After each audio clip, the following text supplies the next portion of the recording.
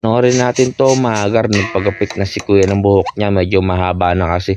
Yun nga lang, natapat siya sa barberong dating construction worker. Wala na kasi silang gawa, dito muna siya sumideline sa barbershop. Panoorin natin 'to, Magar, ang daming nahuli ng batang 'to, tuwang-tuwa siya. Kaso lang biglang nilipad, ang lakas ng hangin, napunta sa mukha niya, kawawa. Panoorin natin 'to, Magar, tuwang-tuwa si kuya, nakita niya na kasi yung tamang sukat ng kahoy na hinahanap niya para sa kanyang project.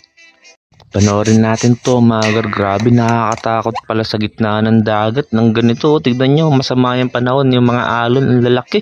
Parang pababagsakin na nito yung barkong 'to. Grabe naman, tignan niyo yung ano yung ang alon na yan, no. Ang taas. Ish.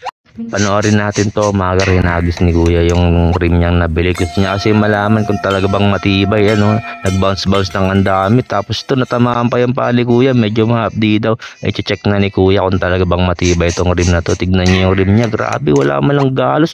Wala man lang bungi. Grabe, napakatibay. Quality. Saan niya kaya nabili to?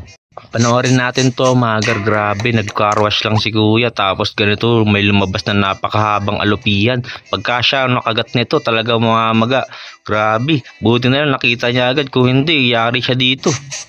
Panoorin natin 'to, Magar, ganito lang pala gagawin mo para maabot mo lagi yung top speed ng motor mo. Gagawin mo lang siya lowered. Ito, tignan niyo yung motor ni kuya, lowered na lowered, abot na sa sahig, 1 inch na lang to, sa sayad na.